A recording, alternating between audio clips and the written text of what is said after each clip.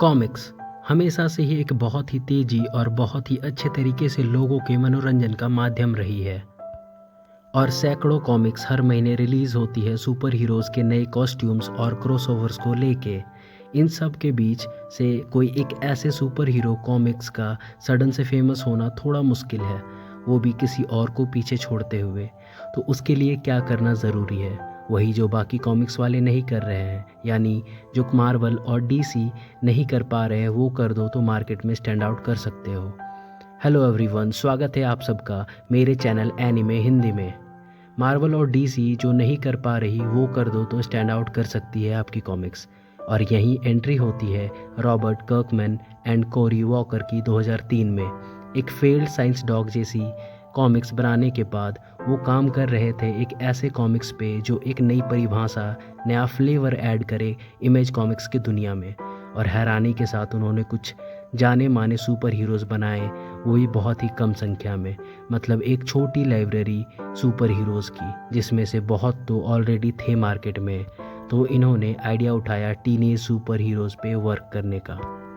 इन दोनों ने एक कैरेक्टर बनाया जो कॉमिक बुक का दीवाना है और हाई स्कूल में पढ़ता है, जिसका नाम मार्क ग्रेसन है, जिसके पहले ही इशू में बहुत ही बेबाक और प्राउडली तरीके से दिखाया गया लड़कियां, acne, homework, super villains.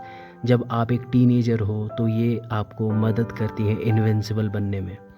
Mark का कैरेक्टर हमें स्पाइडरमैन की याद दिलाता है, जिसके पास सुपरमैन जैसी पावर है।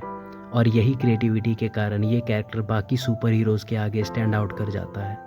जब भी हम मार्वल और डीसी की बात करते हैं तो हम एक ऐसे कॉमिक यूनिवर्स की बात कर रहे होते हैं जो कि हाफ सेंचुरी कंप्लीट कर चुकी है अपने एज में। मतलब ओरिजिन इनकी बहुत पुरानी है, जिसके कारण इन्हें पढ़ने वालों को बहुत परेशानी भी होती है, क्योंकि इनकी स्टोरीज़ की कंटिन्यूटी एक टाइम के बाद बहुत पेचीदा होने लगती है। चाहे कितने ही वो राइटर्स इसे फिक्स करने की कोशिश कर लें, सभी जानते हैं एक्समैन फ्रेंचाइजी के साथ क्या हुआ और वो कितनी कंफ्यूजिंग और इंटरेस्टलेस होती गई अपने आप में। वहीं इनविंसिबल के ज़्यादातर कैरेक्टर्स को बुक के लिए ही बनाया गया है, जिसके कारण उनकी स्टोरीज़ का सेंटर पॉइंट एक ही है और वैसी ही बनाई गई है, जिसकी वजह से आपको कोई अलग अलग बुक्स नहीं पढ़नी पड़ती हैं स्टोरीज़ को समझने के लिए या उनके कैरेक्टर्स को समझने के लिए, जैसा कि बहुत सी मेन स्ट्रीम कॉमिक्स में अक्सर देखा जाता है। जिसकी वजह से हर कैरेक्टर की स्टोरी को भी नुकसान नहीं होता है और ना ही कंफ्यूजिंग इशू दर इशू। कभी कभी एक कैरेक्टर के पब्लिकेशन के दशकों बाद राइटर्स को भी परेशानी होने लगती है सारी चीज़ों को सॉर्ट करने में, जैसा एग्जांपल दे चुका हूँ एक्समैन का। क्योंकि जो कैरेक्टर्स होते हैं वो राइटर्स से भी ज़्यादा पुराने होते हैं, तो मुश्किल होता है कैचअप कर पाना। पर कर्कमैन ने सारी 144 इशूज़ इनविंसिबल के पब्लिश होने के 13 साल के अंदर ही लिखी हैं, जो कि रीडर्स बहुत ही स्ट्रीमलाइंड और इंटीमेट जर्नी का अनुभव कराती है। हमें पता है मार्क कहाँ रहता है, उसके साथ किसके रिलेशंस हैं और भी बहुत सी चीज़ें जो मदद करती है एक कैरेक्टर को ऑडियंस से जोड़ने में, जो कि मार्वल जैसी कॉमिक्स में आए दिन मुश्किलों में पड़ जाती है नई इशूज़ को रिलीज़ करने में, जो कि सिर्फ सेल्स बूस्ट करने के लिए होती हैं और कई कारणों से वो कैंसिल भी होते रहते हैं। पर कर्कमैन का तरीका इन शॉर्ट माइंडेड स्ट्रेटजीज़ के प्रति विरोध को दिखाता है। और आपको शायद पता होगा कर्कमैन ही वो इंसान हैं जिन्होंने वॉकिंग डेड जैसी सुपर हिट सीरीज़ बनाई है। और वॉकिंग डेड की ही तरह जब भी कोई कैरेक्टर इनविंसिबल में मरता है तो they are more than likely gone for good. Comic community ने तो डेथ्स को मजाक जैसा ही बना दिया है, मतलब डेथ को डेथ नहीं बल्कि एक रिवॉल्विंग डोर हो। एंड यही वजह से कई बार वो जो मोमेंट होता है उस स्टोरी का वो रूइन हो जाता है, वो जो इंटेंसिटी रहती है वो ख़त्म हो जाती है, उस पर्टिकुलर सीन का मीनिंग ही ख़त्म हो जाता है। जबकि अगर ऐसा कुछ ट्रेजिक मार्क की लाइफ में होता है या किसी कैरेक्टर के लाइफ में होता है इनविंसिबल कॉमिक्स के अंदर, तो वो बहुत ही हार्ट ब्रेकिंग मोमेंट होता है, क्योंकि सबको पता है वो हादसा जुड़ चुका है उस कैरेक्टर के साथ। अब कोई बैकडोर नहीं है उस इंसिडेंट का, उस इवेंट में, क्योंकि इसमें कोई भी यूनिवर्सल रीसेट बटन नहीं है। जबकि वहीं स्पाइडरमैन के स्टोरी आर्क में देखा जाए तो दो बहुत ही मेजर इंसिडेंट्स को कम्प्लीटली इरेज किया गया है। पहले मैरी जेन और स्पाइडरमैन की शादी, दूसरा उसकी आइडेंटिटी पब्लिक होना, जिसके कारण कई मेजर इवेंट्स ने अपना मीनिंग ही खो दिया।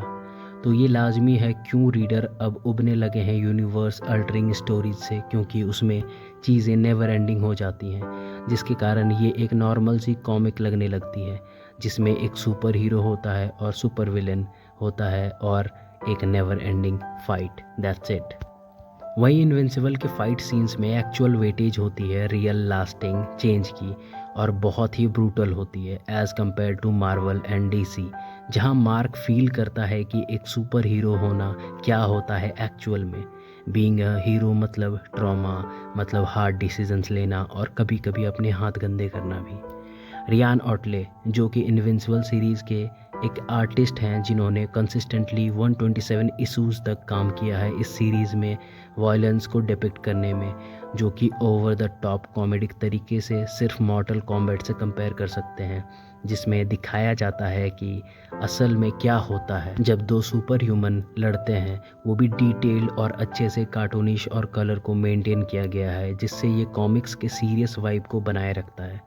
एंड इनविंसिबल कहीं से भी सुपर हीरो जॉनरा को सबवर्ट करने के लिए नहीं एग्जिस्ट करता है। शॉकिंगली ये इस जॉनरा को और रिफाइन करता है और बहुत सारे एस्पेक्ट्स और तरीक़ों से कॉमिक बुक इंडस्ट्री का मजाक भी उड़ाता है। इनविंसिबल को एक अचीवमेंट कह सकते हैं फॉर ऑल सुपर हीरोज़, जो कि लिखा गया है सभी के फेवरेट पार्ट्स को एक जगह समेटने के लिए, जबकि ये उन सभी पुराने तरीक़ों को छोड़ते हुए करती है जो आज तक होता आया है सुपर हीरो कॉमिक्स में पिछले कई सालों से। इसकी एंडिंग बहुत ही कड़वे मिठास के साथ होती है। अब सारी चीज़ें मैं ही बता दूं क्या? बाकी चीज़ें जाके खुद भी पढ़ लो। मिलते हैं एक नई वीडियो में। अगर वीडियो अच्छी लगी हो तो प्लीज़ लाइक करें, शेयर करें एंड सब्सक्राइब करें। Thank you.